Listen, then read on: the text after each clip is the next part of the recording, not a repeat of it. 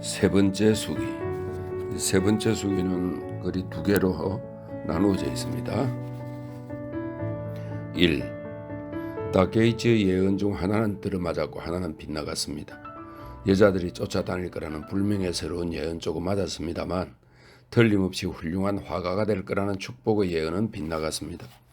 저는 겨우 조잡한 잡지의 하찮은 무명 만화가가 될 수 있었을 뿐이었습니다.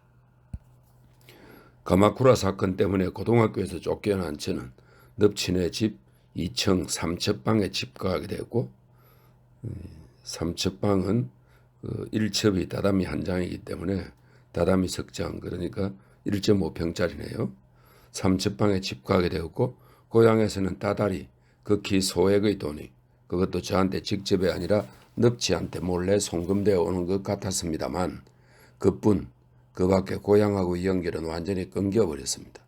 넙치는 언제나 기분이 좋아서 제가 비유를 맞추려고 웃겨도 웃지 않을 뿐만 아니라 인간이라는 게 이렇게도 간단히 그야말로 손바닥 뒤집듯이 변할 수 있는 것일까 하는 생각이 들 정도로 치사하게, 아니 오히려 우스꽝스럽게 느껴질 정도로 지독하게 변해버려서 나가면 안 돼요, 어쨌든 나가지 마요 라는 말만 하는 것이었습니다. 넙치는 제가 자살할 우려가 있다고 의심하고 있었던 듯, 즉 여자 뒤를 쫓아서 다시 바다에 뛰어들 위험이 있다고 보고 있었던 모양으로 제가 외출하는 일을 단단히 금했던 것입니다. 그렇지만 술도 못 마셔 담배도 못 피워 그저 아침부터 밤까지 2층 삼첩방 고다스에 파고들어, 이 고다스는 속을 판 탁자에 화로를 넣고 그 위에 이불을 덮은 일본의 전통 난방기구입니다. 고다스에 파고들어 낡은 잡지 따위를 뒤적이면서 백치 같은 생활을 하고 있는 저에게는 자살할 기력조차 없었습니다. 넙친의 집은 옥구보의 의과대학 근처에 있었는데 회화 골동품 가게 청룡원이라는 간판 글씨만은 제법 허세를 부리고 있었지만 한 집에 사는 두 세대 중 한 세대로 가게 입구가 좁았고 가게 안은 먼지 투성이였으며 시원찮은 잡동사니만 놓여 있었고 넙치는 가게에 붙어있는 일이 거의 없이 대개 아침부터 까다로운 얼굴로 서둘러 나갔습니다. 사실 넙치는 그 잡동사니로 장사를 하는 게 아니라 이쪽 편의 소위 있는 분의 비장의 물건을 저쪽 편의 있는 분께 소유권을 양도하는 일을 거들어서 돈을 버는 것 같았습니다. 가게는 17, 18대는 젊은 아이 하나가 맡고 있었는데 틈만 있으면 동네 아이들하고 바깥에서 캐치볼 같은 것을 하면서 2층 식객을 바보 아니면 미치광이점으로 생각하는지 어른들의 설교 비슷한 것까지 저한테 했고, 저는 남하고 말다툼을 못하는 성품이어서 미친 듯한 아니면 감탄한 듯한 얼굴로 귀를 기울이고 복종하고 있었던 것입니다. 이 저문은 시부타가 어딘가에서 나온 아이였지만 사정이 있어서 부자지간이라는 사실을 밝히지 않았는데 시부타가 쭉 독신인 것도 그와 관련된 이유가 있는 것 같았습니다. 저도 예전에 집안 사람들한테서 그에 관한 이야기를 얼핏 들었던 것 같습니다만 저는 워낙 남의 일에는 흥미를 못 느끼는 편이어서 깊은 내막은 아무것도 모릅니다. 그러나 그 저문의 눈초리는 묘하게 생선 눈을 연상시키는 구석이 있었으니까 혹 정말로 넙치의 사생아, 그러나 그렇다면 둘은 정말로 서글픈 부자였습니다. 밤늦게 2층의 저 몰래 둘이서 메밀국수 같은 것을 배달시켜 소리주게 먹곤 했습니다. 넙친의 집에서 식사는 늘 그 젊은 아이가 준비했는데 2층의 애물단지의 식사만 별도로 쟁반에 담아서 그 점원이 새끼 셋대 2층으로 들고 왔고 넙치하고 점원은 계단 밑의 눅눅한 4첩 반짜리 방에서 달카닥달카닥 접시랑 반찬 그릇이 부딪히는 소리를 내면서 서둘러 식사를 하는 것이었습니다. 3월 말의 어느 날 저녁 넙치는 생각지도 않았던 횡재라고 했는지 혹은 달리 무슨 책략이라도 있었는지 저를 신기하게도 술 같은 것도 곁들여진 아래측의 식탁으로 초대했습니다. 넙치가 아닌 다랑의 회에 대접하는 주인 스스로 감탄하고 찬탄하면서 멀거니 앉아있는 식객한테도 술을 조금 권하면서 물었습니다. 이제부터 도대체 어떻게 하실 생각입니까? 저는 거기에는 대답하지 않은 채 밥상 위의 접시에서 정어리 새끼 포를 집어들고 그 잔챙이들의 은빛 눈가를 바라보고 있으려니 술기운이 훈훈하게 돌기 시작해서 마음대로 놀러 다니던 시절이 그립고 호리기조차도 그립고 정말이지 자유가 그리워서 문득 심약하게 울 뻔했습니다. 저는 이 집에 오고 나서는 익사를 연기할 의욕조차 잃어버려서 그저 오로지 넙치와 젊은 아이의 멸시에 몸을 내맡기고 있었습니다. 넙치 역시 저하고 속을 터놓고 긴 이야기를 나누는 것은 피하는 것 같아 저 또한 그런 넙치를 쫓아다니면서 무언가를 호소할 생각 같은 것은 없어서 거의 완전히 멍청이 식객이 되어 있었던 것입니다. 기소유예라는 것은 정과 몇 범이라든가 하는 것은 아닌 것 같습니다. 그러니까 당신이 마음먹기에 따라 갱생도 할 수 있다는 얘기입니다. 당신이 만일 개과천선하려는 마음에서 진지하게 저한테 의논해 주신다면 저도 생각해 보겠습니다. 넙치의 말투에는, 아니 이 세상 모든 사람들의 말투에는 이처럼 까다롭고 어딘지 애매모호하고 책임을 회피하는 듯한 미묘한 복잡함이 있어서 거의 무익하게 생각되는 이런 엄중한 경계와 무수한 성가신 술책에 저는 언제나 당혹하고 에이 귀찮아 아무래도 상관없어 라는 기분이 되어 농담으로 돌리거나 무언가로 수긍하고 말하자면 패배자의 태도를 취하게 되는 것이었습니다. 이때에도 넙치가 저한테 다음과 같이 간단하게 말해 주었더라면 끝날 일이었던 것을 나중에 알고서 넙치의 불필요한 경계심, 아니 이 세상 사람들의 불가사의한 허영과 체면 차리기에 말할 수 없이 암울해졌습니다. 넙치는 그때 그냥 이렇게 말하면 됐던 것입니다. 공립이건 사립이건 어쨌든 4월부터 아무 학교에라도 들어가세요. 당신 생활비는 학교에 들어가고 나면 고향에서 좀 더 넉넉하게 보내주기로 되어 있습니다. 훨씬 뒤에 알게 된 일이었지만 사실은 그랬던 것입니다. 그랬다면 저는 그 말을 따랐을 것입니다.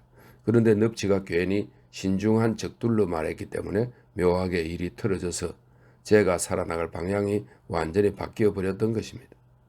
진지하게 저한테 의논할 마음이 없다면 할 수 없지만 무슨 의논이요? 저는 정말이지 아무것도 가늠할 수가 없었습니다. 그건 당신 마음에 달린 게 아니겠어요? 예컨대라니 당신은 이제부터 어떻게 살 생각입니까? 일하는 편이 좋지 않을까요? 아니 당신 생각은 도대체 어떤데요? 그야 학교에 들어간다고 해도 당연히 돈이 필요하겠죠. 그러나 문제는 돈이 아닙니다. 당신 마음이지요. 돈은 고향에서 보내주기로 되어 있다고 왜 한마디 해주지 않았을까요? 그 한마디에 따라서 제 마음도 결정되었을 텐데 저는 그저 오리무중이었습니다. 어때요? 무언가 장래의 희망이라는 것이라도 있습니까? 도대체가 그 사람 하나 보살핀다는 것이 얼마나 힘든 일인지 보살핌을 받고 있는 사람은 모르겠지만요. 죄송합니다. 정말이지 걱정입니다. 제가 일단 당신을 보살피기로 한 이상 당신도 엉거주춤한 마음으로 있지 않기를 바라는 겁니다. 당당하게 갱생의 길을 걷겠다는 각오를 보여줬으면 하는 겁니다.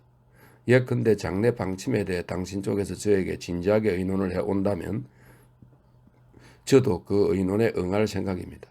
그야 어차피 이런 가난뱅이 넙치가 돕는 거니까. 예전처럼 넉넉히 지내기를 바란다면 기대에 어긋나겠죠.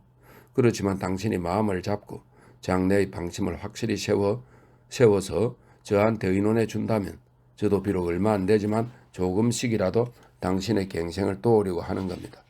제 마음을 아시겠습니까? 도대체 당신은 이제부터 어떻게 할 작정입니까? 여기 2층에 제가 못 있게 된다면 일해서 진심으로 그런 말씀을 하는 거예요. 요새 같은 세상에 제국대학을 나와도 아니에요. 봉급생활자가 되겠다는 건 아닙니다. 그럼 뭡니까? 화가가 될 겁니다. 큰맘 먹고 그 말을 했습니다. 해? 저는 그때 목을 움츠리고 웃던 넙치의 얼굴에 떠오른 정말이지 간사스러운 그림자를 잊을 수가 없습니다. 경멸 같기도 하면서 경멸하고는 또 다른 이 세상을 바다에 비유한다면 바다 속 천길만길 깊은 곳이나 그런 기묘한 그림자가 떠돌고 있을까? 무언가 어른들 생활의 제일 밑바닥을 얼핏 보는 것 같은 웃음이었습니다. 이래가지고는 얘기가 안 되겠군. 전혀 마음이 잡혀있지 않아요. 잘 생각해요. 오늘 하룻밤 진지하게 생각해 봐요. 저는 쫓기듯이 2층에 올라와 들어누웠지만 딱히 이렇다 할 생각도 떠오르지 않았습니다. 그리고 새벽녘에 넙치네 집에서 도망쳤습니다. 저녁에 틀림없이 돌아오겠습니다. 왼쪽에 적은 친구네 집에 장래에 대해 의논하러 가는 거니까 걱정 마십시오. 정말입니다. 편지지어에 연필로 크게 쓰고 호리키 마사오의 아사쿠사 주소와 성명을 써놓고는 살그머니 넙치네 집을 나섰습니다. 넙치한테 훈계받은 것이 분해서 도망친 것이 아닙니다.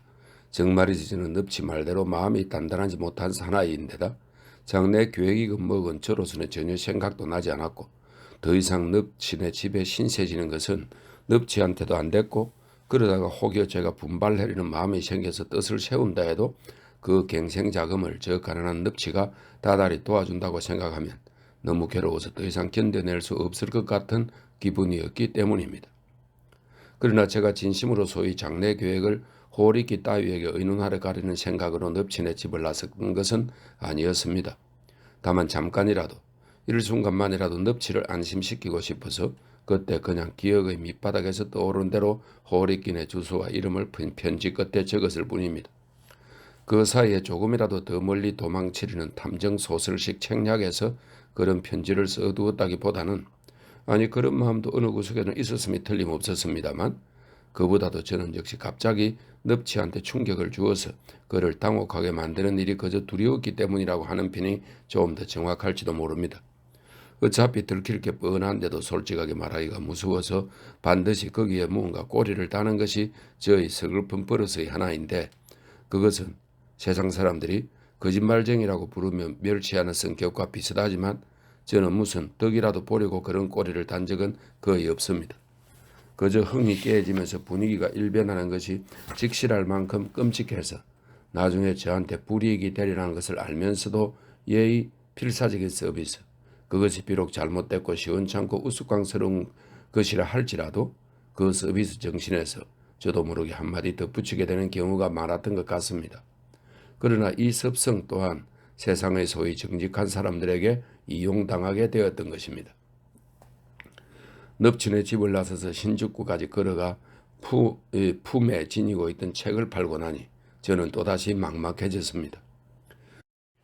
저는 누구에게나 상냥하게 대했지만 우정이라는 것을 한 번도 실감해 본 적이 없었고 모든 교제는 그저 고통스럽게만 할 뿐이어서 그 고통을 누그러뜨리려고 열심히 익사를 연기하느라 오히려 기진맥진해지곤 했습니다.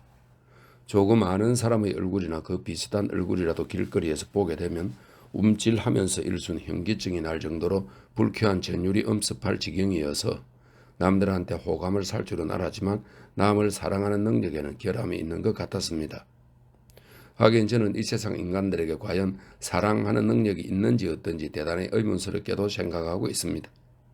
그런 저에게 소위 친구 같은 것이 있을 리 없었고 게다가 저한테는 방문하는 능력조차 없었던 것입니다.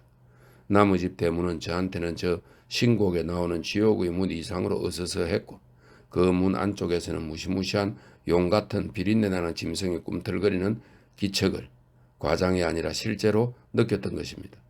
아무하고도 교제는 없다. 아무데도 찾아갈 곳이 없다. 호리키. 그야말로 농담이 진담이 된 꼴입니다. 그 편지에 쓴 대로 저는 아사쿠사의 호리키를 찾아가기로 한 것입니다. 저는 지금껏 제 편에서 호리키네 집을 찾아간 적이 한 번도 없었고 대개는 전보로 호리키를 불러냈습니다. 하지만 지금은 그 전보료조차도 부담스러웠고 초라한 신세가 되었다는 삐뚤어진 심성에서 전보 갖고는 호리키가 와주지 않을지도 모른다는 생각에 저한테는 다른 무엇보다도 힘든 방문이라는 것을 하기로 결심했습니다. 한숨을 쉬며 전철을 타고 제가 이 세상에서 유일하게 의지할 때가 저 호리끼라는 사실을 절감하니 왠지 등골이 오싹해지는 듯한 처절한 기척이 엄습해 왔습니다. 호리끼는 집에 있었습니다. 더러운 골목 안의 2층 집으로 호리끼는 2층에 하나밖에 없는 육첩방을 쓰고 있었고 아래층에는 호리끼의 노부모와 젊은 직공 3사람이 게다 남학신을 말하죠. 게다 끈을 꿰매기도 하고 받기도 하고 있었습니다. 호리끼는 그날 도해지 사람으로서의 새로운 면모를 저에게 보여주었습니다. 바로 타산적인 약삭발음입니다. 시골뜨기인 제가 아연해져서 눈을 크게 뜰 만큼 냉랭하고 교활한 이기주의자였습니다. 저처럼 그저 끝도 없이 흘러가는 그런 사나이가 아니었던 것입니다. 자네한테는 정말이지 기가 막히네. 아버지한테 용서받았나? 아직 아니야. 도망쳤다고 할 수는 없었습니다. 저는 여느 때처럼 우물우물 얼버무렸습니다. 지금이라도 금방 호리끼가 알아차릴 것이 뻔한데도 말입니다. 그건 어떻게 해도 될 거야. 이봐 웃을 일이 아니라고 충고하겠는데 바보짓은 이쯤에서 그만두지 그래? 오늘은 내가 볼 일이 있네. 요즘 공연이 바빠서 말이야. 볼 일이라니 뭔데?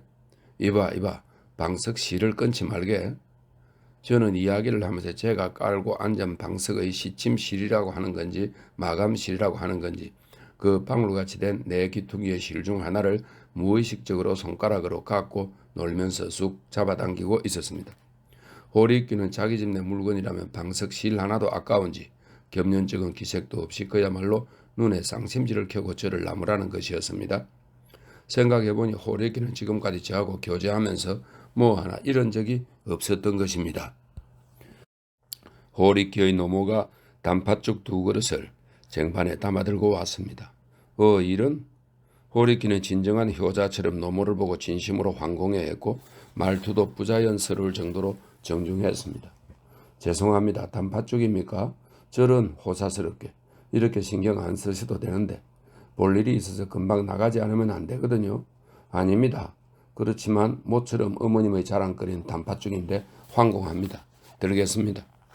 자네도 어때? 우리 어머니가 일부러 만드신 거라고. 야 이거 참 맛있다. 야 참 호사스럽군. 꼭 연기만도 아닌 듯 무척 기뻐하면서 맛있게 먹는 것이었습니다. 저도 그것을 훌쩍거려 보았습니다만 파지 적어서 싱거웠고 새알심을 먹어보았더니 그것은 새알심이 아닌 정체를 알 수 없는 물체였습니다. 결코 가난 자체를 경멸하는 것은 아닙니다. 저는 그때 그것이 맛없다고는 생각하지 않았고 또 노모의 성의도 마음에 스며들었습니다. 저한테는 가난에 대한 공포심은 있어도 경멸심은 없다고 믿고 있습니다. 단팥죽과 그 단팥죽을 기꺼워하는 호리끼에 의해 저는 도시 사람들의 조촐한 본성, 또 안과 밖을 딱 부르지게 나누어서 살고 있는 도쿄 사람들의 실체를 볼 수 있었습니다. 안팎 구별 없이 그저 끊임없이 인간의 삶에서 도망쳐 다니는 바보 멍청이인 저 혼자만이 완전히 뒤에 처져 호리끼한테조차 져버린 것 같은 느낌에 당황했고 실벗겨진 젓가락을 움직이면서 견딜 수 없는 쓸쓸함을 맛보았다는 사실을 기록해두고 싶을 뿐입니다. 안 됐지만 나는 오늘 볼 일이 있어서 말이야. 호리끼가 일어서서 울옷을 거치면서 말했습니다. 미안하지만 실례하겠네. 그때 호리끼한테 여자 방문객이 찾아왔고 제 운명도 급변했습니다. 호리끼는 갑자기 활기를 띠며 말했습니다. 죄송합니다. 지금 말이죠. 제가 찾아가 뵈려고 했는데 이 사람이 갑자기 와서 아니 상관없습니다. 자 들어오시죠. 호리끼가 어지간히 당황했는지 제가 깔고 있던 방석을 뒤집어서 내밀었더니 그것을 빼앗아 다시 뒤집어서 그 여자한테 권하는 것이었습니다. 그 방에는 호리끼 방석 외에 손님용 방석은 한 개밖에 없었습니다. 여자는 마르고 키가 큰 사람이었습니다. 그 여자는 방석을 옆으로 밀어놓고 문에 가까운 한쪽 구석에 앉았습니다. 저는 멍하니 두 사람의 대화를 듣고 있었습니다. 여자는 잡지사 사람인 듯 했으며 호리끼한테 그것인지 뭔지 진작 부탁해 둔 것이 있어서 그것을 받으러 온 것 같았습니다. 날씨가 좀 빠듯했어요. 다 되었습니다. 벌써 다 됐죠. 이겁니다. 자. 그때 전보가 왔습니다. 그것을 읽은 호리끼는 들떠있던 얼굴이 금방 험악해졌습니다. 이봐, 자네 도대체 어떻게 된 거야? 납치한테서 온 전보였습니다. 어쨌든 당장 돌아가주게. 내가 자네를 바래다주면 좋겠지만 그럴 시간이 없어. 가출한 주제에 그 태평스러운 얼굴이라니. 댁이 어느 쪽이신데요? 오쿠보입니다. 저도 모르게 대답해버렸습니다. 그렇다면 회사 근처니까. 그녀는 고시우형 태생으로 28살이었습니다. 5살 된 계집애와 고엔지에 있는 아파트에서 살고 있었고 남편과 사별한 지 3년 되었다고 했습니다. 당신은 눈치가 빠른 게 무척 고생하면서 자란 사람 같네요. 가엾게도. 처음으로 정부 같은 생활을 했습니다. 시즈코, 여기자의 이름입니다. 시즈코가 신주쿠에 있는 잡지사에 일하러 가고 나면 저하고 시게코라고 하는 5살짜리 계집애하고 둘이서 얌전하게 집을 지켰습니다. 그때까지는 어머니가 집을 비울 때면 시게코는 아파트 관리인의 방에서 놀았던 것 같습니다만 눈치 빠른 아저씨가 놀이친구로 나타나서 무척 신이 난 것 같았습니다. 저는 일주일 정도 멍하니 거기에 있었습니다. 아파트 창 바로 가까이에 있는 전깃줄에 무사댁 하인의 모습을 본뜬 연이 하나 걸려 있었는데 먼지 바람에 날리고 찢기면서도 집요하게 전깃줄에 매달려서 떨어지지 않고 고개를 끄덕이곤 해서 저는 그것을 볼 때마다 쓴웃음이 나면서 얼굴이 붉어졌고 꿈에서까지 보게 되어 가위에 눌렸습니다. 돈이 필요한데 얼마나 많이? 돈 떨어지는 날이 인연 끊어지는 날이라는 얘기는 진짜라고? 말도 안 돼. 그런 고루한. 그래? 그렇지만 당신은 몰라. 이대로 가다가 난 도망치게 될지도 모른다고. 도대체 어느 쪽이 더 가난한데? 그리고 어느 쪽이 도망치는데? 우습네. 내가 번 돈으로 술, 아니 담배가 사고 싶어. 그림도 내가 호리끼 따위보다 훨씬 잘 그린다고 생각해. 그럴 때마다 제 뇌리에 저절로 떠오른 것은 중학교 시절에 그렸던 닥게이츠가 도깨비 그림이라고 했던 몇 장의 자화상이었습니다. 상실된 걸작, 여러 번 이사 다니는 사이에 없어져 버렸지만 분명히 뛰어난 그림이었다는 생각이 들었습니다. 그 뒤 이것저것 그려봤지만 그 기억 속의 걸작에는 미치지 못했고 저는 언제나 가슴이 텅 빈 것 같은 느른한 상실감에 괴로워해왔던 것입니다. 마시다만 한 잔의 압생트. 압생트는 도수가 높은 초록색 양주를 말하죠. 프랑스 사람들이 많이 먹는 술입니다. 저는 그 영원한 보상받지 못할 것 같은 상실감을 혼자 그렇게 표현하고 있었습니다. 그림 얘기가 나오자 제 눈앞에 그 마시다만 한 잔의 압생트가 아른거렸습니다. 아, 그 그림을 이 사람한테 보여주고 싶다. 그리고 내 재능을 믿게 하고 싶다는 초조감에 몸부림치는 것이었습니다. 후후, 글쎄 어떨까? 당신은 정색을 하고 농담을 하는 모습이 귀여워. 농담이 아니라 정말이라고. 그 그림을 보여주고 싶다는 헛된 번뇌에 괴로워하다가 기분을 바꾸어 체념한 채 말했습니다. 만화 말이야. 적어도 만화라면 호리끼보다 훨씬 잘 그린다고 생각해. 그 얼버무리는 익살 쪽이 오히려 진지하게 받아들여졌습니다. 그래요. 나도 사실은 감탄하고 있었거든. 시객구한테 늘 그려주는 만화 말이야. 나도 모르게 웃음이 터진다니까. 한번 해보면 어떨까? 우리 회사 편집장한테 부탁해 볼게.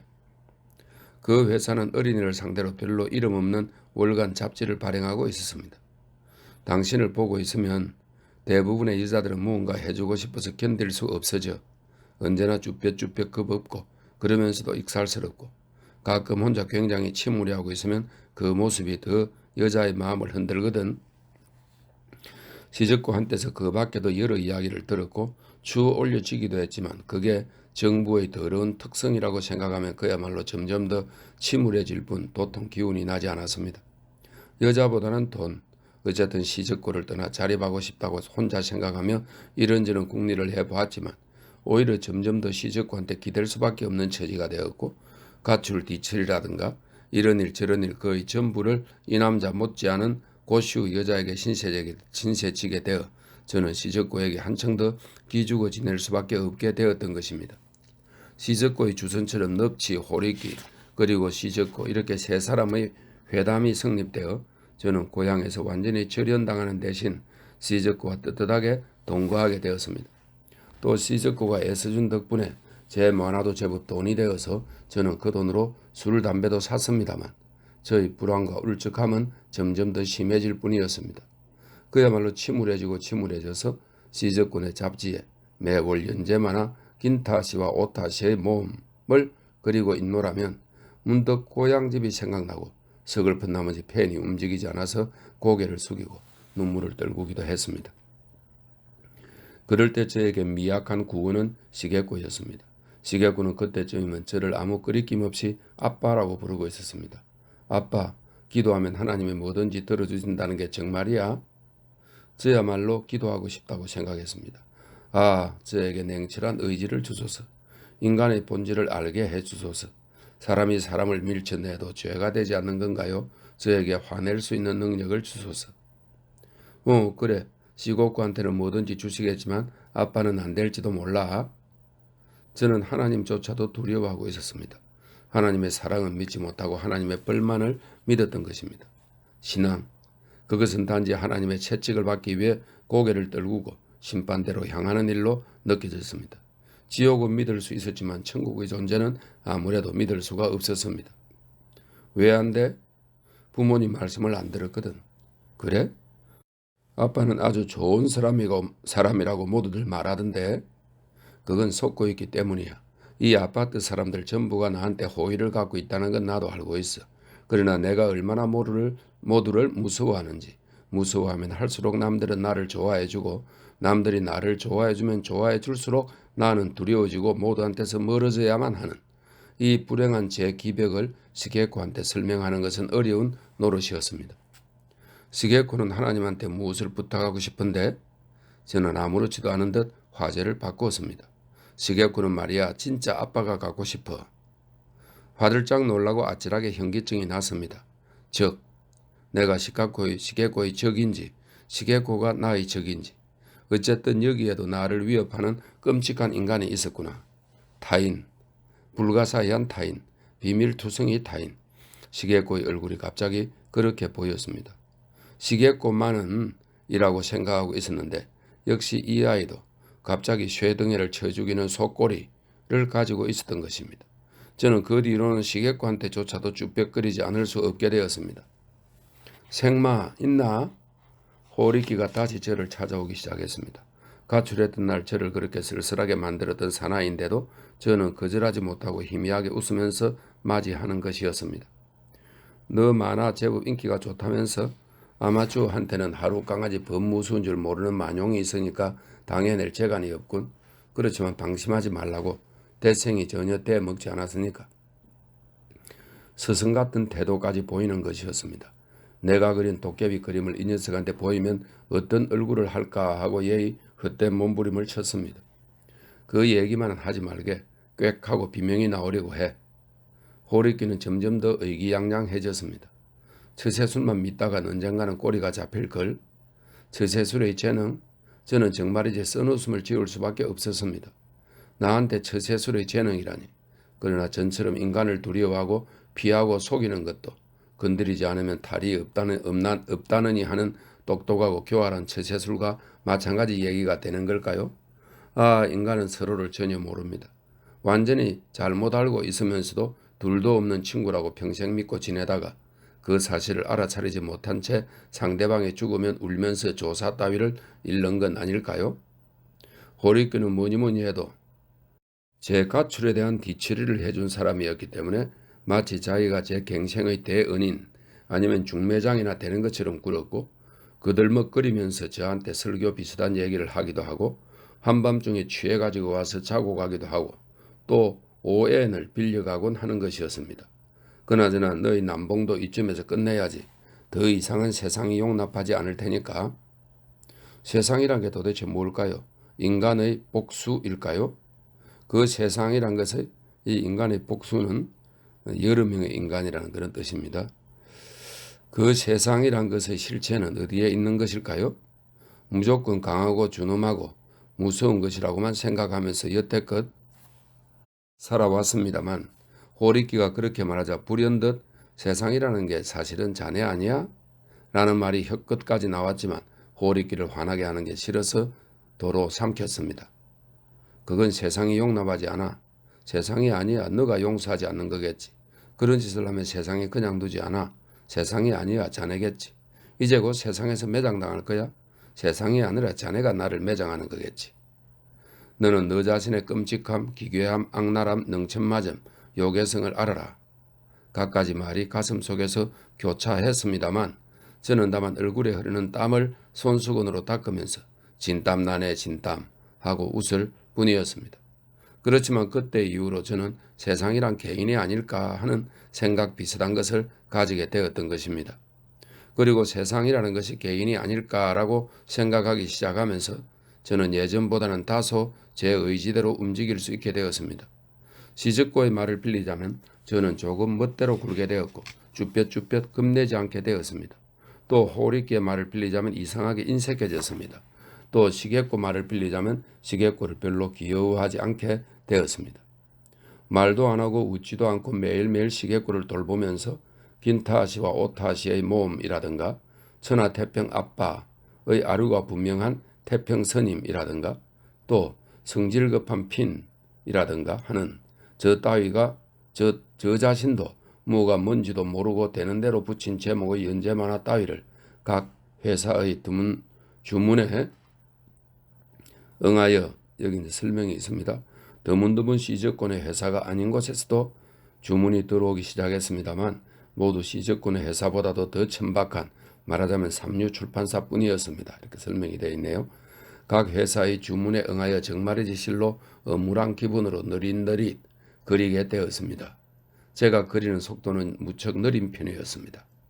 이제는 그저 술값이 필요해서 붓을 움직였고 시적고가 회사에서 돌아오면 휑흑해 밖으로 나가 고엔지역 근처의 포장마차라든지 스탠드바에서 싸고 독한 술을 마시고 조금 명랑해져서 아파트로 돌아오곤 했습니다.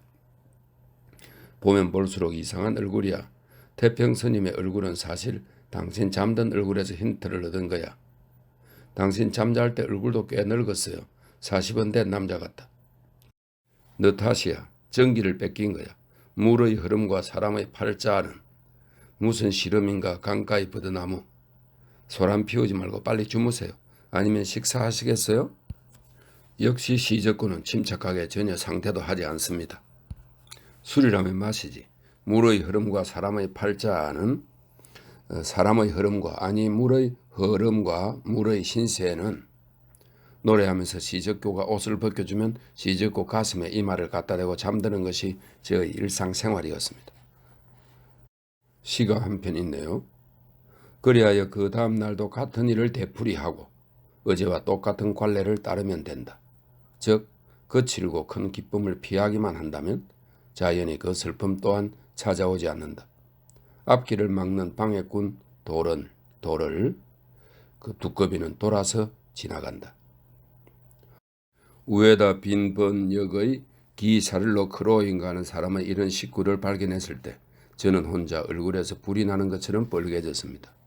두꺼비, 그게 나야. 세상이 용납할 것도 용납하지 않을 것도 없지. 매장이고 뭐고 할 것도 없어. 나는 개보다도 고양이보다도 열등한 동물인 거야. 두꺼비, 너릿너릿 꾸물거리기만 하는 두꺼비. 저의 주량은 점차 늘어갔습니다. 고엔지역 부근뿐 아니라 신주구, 긴자 방면까지 원정을 가서 마셨고 외박을 하기도 했고 그저 무턱대고 이제까지의 관습을 따르지 않으려고 바에서 무례한 흉내를 내기도 하고 닥치는 대로 키스를 하기도 했습니다. 즉 또다시 정사 이전의 아니 그때보다 더 거칠고 야비한 술꾼이 되었고 돈에 쪼들려서 시적고의 옷가지를 들고 나가 전당포에 잡히는 지경이 되었습니다. 이곳에 와서 찢어진 연을 보고 쓴웃음을 지은 지 1년이 더 지나 벚나무 잎사귀가 나올 때쯤 저는 또 시적고의 허리띠랑 속옷 따위를 살그머니 들고 나가 전당포에 가서 돈을 만들어서는 긴자에서 술을 마시고 이틀 밤을 연달아 외박했습니다. 3일째 되는 날 밤 아무리 뻔뻔스러운 저라도 겸연쩍은 마음에 무의식 중중에 발소리를 죽이고 시적고 내 방 앞에 다다랐는데 안에서 시적고와 시객고의 얘기 소리가 들려왔습니다. 왜 술을 마시는 거야?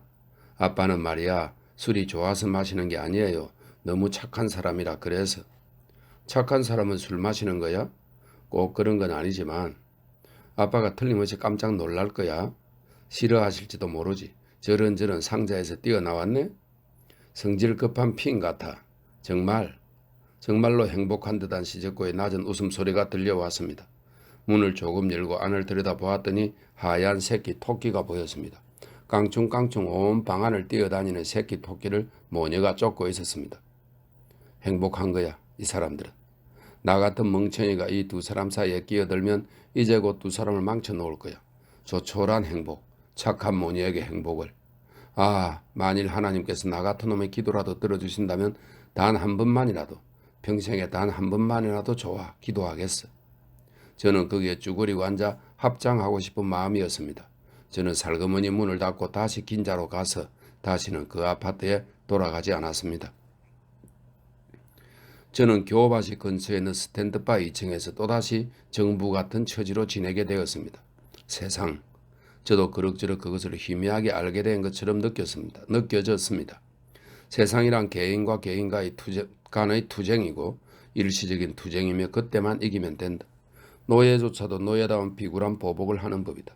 그러니까 인간은 오로지 그 자리에서의 한판 승부에 모든 것을 걸지 않는다면 살아남을 방법이 없는 것이다. 그럴싸한 대의명분 비슷한 것을 널어놓지만 노력의 목표는 언제나 개인을 넘어 또다시 개인. 세상의 난해함은 개인의 난해함, 대양은 세상이 아니라 개인이다 라며 세상이라는 넓은 바다의 환영에 겁먹는 데서 다소 해방되어 예전만큼 이것저것 한도 끝도 없이 신경 쓰는 일은 그만두고 말하자면 필요에 따라 얼마가는 뻔뻔하게 행동할 줄 알게 된 것입니다. 고엔지의 아파트를 버리고 교바시의 스탠드바 마담에게 헤어졌어 라고 말하는 것으로 충분했습니다. 즉 제 한판 승부는 결판이 나서 그날 밤부터 저는 엉뚱하게도 그곳 2층에서 살게 된 것입니다. 그러나 끔찍해져야 할 세상은 저한테 아무런 해도 가하지 않았고 또 저도 세상에 아무 변명도 하지 않았습니다. 세상에 아무 변명도 하지 않았습니다. 마담이 그럴 생각이면 그것으로 되었던 것입니다. 저는 그 가게에 손님 같기도 하고 남편 같기도 하고 심부름 같기도 하고 심부름꾼 같기도 하고 친척 같기도 하고 남들이 보면 도통 정체를 알 수 없는 존재였을 터인데도 세상은 전혀 이상하게 생각하지 않았습니다. 오히려 그 가게 단골 손님들은 저를 요조 하고 부르면서 무척 다정하게 대해줬고 술까지 마시게 해주었습니다. 저는 점차 세상을 조심하지 않게 되었습니다. 세상이라는 곳이 그렇게 무서운 곳은 아니라고까지 생각하게 되었습니다. 즉 여태까지 저의 공포란 봄바람에는 백일해를 일으키는 세균이 몇십만 마리, 목욕탕에는 눈을 멀게 하는 세균이 몇십만 마리, 이발소에는 대머리로 만드는 병균이 몇십만 마리, 전철 손잡이에는 온벌레가 우글우글, 또 생선회에 들이킨 쇠고기와 돼지고기에는 촌충의 유충이나 디스토마나 무언가의 알 따위가 틀림없이 숨어있고 또 맨발로 걸으면 발바닥에 작은 유리 파편이 박혀서 그게 온몸을 돌아다니다가 눈알에 박혀서 실명하는 일도 있다는 등의 소위 과학적 미신에 겁먹는 것이나 다름없는 얘기였던 겁니다. 그야 분명히 몇십만이나 되는 세균이 돌아다니고 우글거리고 있다는 것은 과학적으로 정확한 사실이겠죠. 그러나 동시에 그 존재를 완전히 묵살해버리기만 하면 그것은 저와 전혀 상관없는 금방 사라져버리는 과학의 유령에 지나지 않는다는 사실을 저는 알게 되었던 것입니다. 도시락통에 먹다 남긴 밥알 새알, 1000만 명이 하루에 새알씩만 남겨도 쌀 몇 섬이 없어지는 셈이 된다든가 혹은 하루에 휴지 한 장 절약하기를 1000만 명이 실천하면 얼마만큼 펌프가 절약된다는 따위의 과학적 통계 때문에 제가 지금까지 얼마나 위협을 느끼고 밥알 하나를 남길 때마다 또 코를 풀 때마다 산더미 같은 쌀과 산더미 같은 펄프를 낭비하는 듯한 착각 때문에 괴로워하고 큰 죄를 짓는 것처럼 어두운 마음을 가져야 했는지. 그러나 그것이야말로 과학의 거짓, 통계의 거짓, 수학의 거짓이며 밥알 새알을 정말로 모을 수 있는 것도 아니고 곱셈 또는 나눗셈 응용 문제라고 쳐도 정말이지 원시적이고 전능한 테마로서 전등을 안 켠 어두운 화장실에서 사람들은 몇 번에 한 번쯤 발을 헛디뎌서 변기 구멍 속으로 떨어질까 혹은 전차문과 플랫폼 사이의 틈새에 끼어 승객주 몇 명이 발을 빠뜨릴까 같은 확률을 계산하는 것만큼 황당한 얘기인 것입니다. 그런 일은 정말 있을 듯하지만 제대로 발을 걸치지 못해서 화장실 구멍에 빠져 다쳤다는 얘기는 들은 적도 없고 그런 가설을 과학적 사실이라 배우고 진짜 현실로 받아들여서 두려워하던 어제까지의 저 자신이 애처로워서 웃고 싶어졌을 만큼 저도 세상이라고 하는 것의 실체를 조금은 알게 되었습니다. 말은 그렇게 하지만 저는 역시 인간이라는 것이 여전히 무서워서 가게 손님들을 만나려면 술을 한 컵 벌컥 마시고 나서가 아니면 안 되었습니다. 무서운 것을 보고 싶어 하는 마음. 그래도 저는 매일 밤 가게에 나가서 어린아이가 두려움을 느낄 때 손 안의 작은 동물을 오히려 더 꽉 움켜쥐는 것처럼 가게 손님들에게 술에 취해 유치한 예술론을 펼칠 정도가 되었습니다. 만화가 그러나 나는 그 큰 기쁨도 큰 슬픔도 못 느끼는 무명 만화가 나중에 아무리 커다란 비애가 찾아올지라도 상관없다. 거칠고 큰 기쁨을 맛보고 싶다. 라고 내심 초조해하고 있었지만 당시 제 기쁨이라는 것은 고작 손님하고 얘기를 나누고 손님한테서 술을 얻어마시는 일뿐이었습니다. 교바시로 옮겨 이런 구질구질한 생활을 1년 가까이 계속하고 아동잡지뿐 아니라 역에서 파는 조악하고 음란한 잡지 같은 데까지 제 만화를 실게 된 저는 조시 이키타, 정사, 살았다라는 뜻이라고 하네요. 조시 이키타라는 실없기 짝이 없는 필명으로 추잡한 나체와 따위를 그리고는 거기에다 대개 루바이아트, 루바이아트는 페르시아의 시인입니다.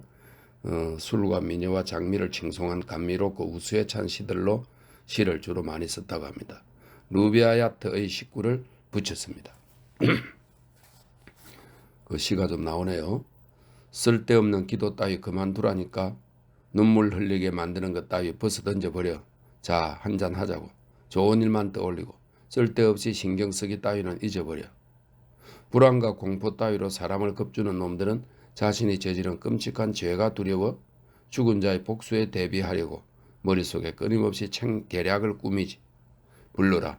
술 넘치니 내 가슴도 기쁨으로 충만하고 오늘 아침 깨어나니 황량하기만 한데 기이하다 하룻밤 사이에 달라진 이 기분이라니. 뒤탈 따위 생각하는 건 그만둬. 멀리서 울리는 북소리처럼 왠지 그 녀석은 불안해. 방귀 낀 것까지 일일이 죄로 친다면 못 살지. 정의가 인생의 지침이라고? 그렇다면 피로 물든 전쟁터에 암살자의 칼끝에 어떤 정의가 깃들어 있다는 건가? 어디에 지도의 원리 있는가? 무슨 예지의 빛 있는가? 아름답고도 끔찍한 것은 이 세상이니 연약한 사람의 자식은 짊어질 수 없을 만큼의 짐을 짊어지고 어떻게도 할 수 없는 정욕의 씨가 심어진 탓에 선이다 악이다 죄다 벌이다 하며 저주받을 뿐 어쩌지도 못하고 그저 갈팡질팡할 뿐 눌러 꺾을 힘도 의지도 점지받지 못한 탓에 어디를 어떻게 싸다니고 있었던 게야. 뭐 비판, 검토, 죄인식, 헛된 꿈을, 잊지도 않은 환영을, 에헤 술을 안 마셨으니 모두 헛된 생각이라고. 어때? 이 한도 끝도 없는 하늘을 보렴 그 가운데 콕 떠있는 점이라고. 이 지구가 뭐 때문에 자전하는지 알게 뭐야. 자전, 공전, 반전도 마음대로라고. 모든 곳에서 지구한 힘을 느끼고 모든 나라 모든 민족 속에서 동일한 인간성을 발견하는 나는 이단자라나 봐. 모든 성경을 잘못 읽고 있는 거라고. 아니면 상식도 지혜도 없는 거라고. 살아있는 육신의 기쁨을 금하고 술을 못 먹게 하고. 데스, 무스타파. 난 그런 건 끔찍히 싫어해. 굉장히 긴 시네요. 그렇지만 그 시절 저에게 술을 끊으라고 권하는 처녀가 있었습니다. 안 돼요. 매일 대낮부터 취해 계시면. 바 건너편에 있는 작은 담배 가게의 17, 8 정도 되는 아가씨였습니다. 사람들에게 요식구라고 불렸고 얼굴이 하얗고 덧니가 있는 아이였습니다. 그 아이는 제가 담배를 사러 갈 때마다 웃으면서 충고를 하곤 했습니다. 왜 안 되지? 뭐가 나빠? 사람의 아들이여 술을 실컷 마시고 정오를 없애라 없애라 없애. 라는 페르시아의 격언도 있어. 에이 그만두자. 지치고 슬픈 가슴에 희망을 가져다 주는 것은 다만 근하게 취하게 하는 옥잔이라고. 알겠어? 옥배를 말하는 겁니다. 옥잔이라고 알겠어? 모르겠어요. 이 녀석 키스할 테다. 해줘요. 겁을 내기는 그냥 아랫입술을 내미는 것이었습니다. 이런 바보, 정조관념. 그러나 요시코의 표정에서는 분명 아무에게도 더럽히지 않은 처녀 냄새가 났습니다. 새해가 되고 매섭게 추웠던 어느 날 밤 저는 취한 채 담배를 사러 가다가 담배 가게 앞 맨홀에 빠졌습니다. 요시코 살려줘 하고 소리쳤더니 요시코가 저를 끌어내서 오른쪽 팔에 입은 상처를 치료해 줬습니다. 그때 요시코는 차분하게 너무 많이 마시네요 라고 웃지도 않고 말했습니다. 저는 죽는 것은 아무렇지도 않았지만 다쳐서 피가 나고 불구자가 되는 것은 절대 사절이었기 때문에 요시코한테 치료를 받으면서 술도 이젠 끊을까 하고 생각했던 것입니다. 끊겠어. 내일부터 한 방울도 마시지 않을 거야. 정말? 꼭 끊을 거야. 끊으면 말이야. 요시코 내 각시가 돼줄래? 각시 얘기는 농담이었습니다. 물이죠. 물이란 물론의 준말입니다. 모보라더니 모가라더니. 모보는 모든 보이, 모가는 모든 걸의 준말이라고 설명이 되어 있네요. 당시에는 여러 가지 준말이 유행하고 있었습니다. 좋아, 손가락 걸고 약속하자. 틀림없이 끊을게. 그리고 다음날 저는 또 대낮부터 술을 마셨습니다. 저녁 낮을 비틀비틀 밖으로 나가 요시코네 가게 앞에서 외쳤습니다. 요시코 미안, 마셔버렸어. 어머 장난치지 마요. 술 취한 척하고. 이런 했습니다. 술 기운이 확 달아나는 느낌이었습니다. 아니 정말이야. 많이 마셨다고 취한 척하는 게 아니야. 놀리지 마세요. 못됐어. 전혀 의심하려고도 않는 것이었습니다. 보면 알 텐데 말이야. 오늘도 대낮부터 마셨어. 용서해줘. 연기도 잘하시네. 연기가 아니라니까 바보. 키스할 테야. 해봐요. 아니야, 내게는 자격이 없어. 각시가 되어 달라는 것도 단념하는 수밖에. 얼굴을 봐, 빨갛지? 정말 마셨다니까. 그야 석양이 비치니까 그렇죠. 날 속이려도 안 될걸요. 어제 약속했는데 마실 리가 없잖아요. 손가락 끌고 약속한걸요. 술을 마셨다니 거짓말, 거짓말, 거짓말. 어두컴컴한 가게 안에 앉아서 미소 짓고 있는 요시코의 하얀 얼굴. 아, 더러움을 모르는 처녀성의 숭고함. 나는 여태껏 나보다 어린 처녀랑 자본 적이 없다. 결혼하자. 그 때문에 나중에 아무리 큰 비애가 닥친다 해도 상관없다. 난폭할 만큼 큰 기쁨이 평생에 단 한 번이라도 상관없다. 처녀의 아름다움이란 것 바보 같던 시인들의 달콤하고 감상적인 환영에 지나지 않는다고 생각하고 있었는데 이 세상에 정말로 존재하는 것이었구나. 결혼해서 봄이 되면 둘이서 자전거 타고 아오바 폭포를 보러 가야지 하고 그 자리에서 결심하고 소위 단칼 승부로 처녀성이라는 요시코의 꽃을 훔치는 데 주저하지 않았습니다. 그렇게 해서 이었고 저희는 결혼했고 그로서 얻은 기쁨은 결코 크다고 할 수 없었지만 그 후에 온 비애는 처참이라고 해도 모자랄 만큼 정말이지 상상을 초월할 정도로 컸습니다.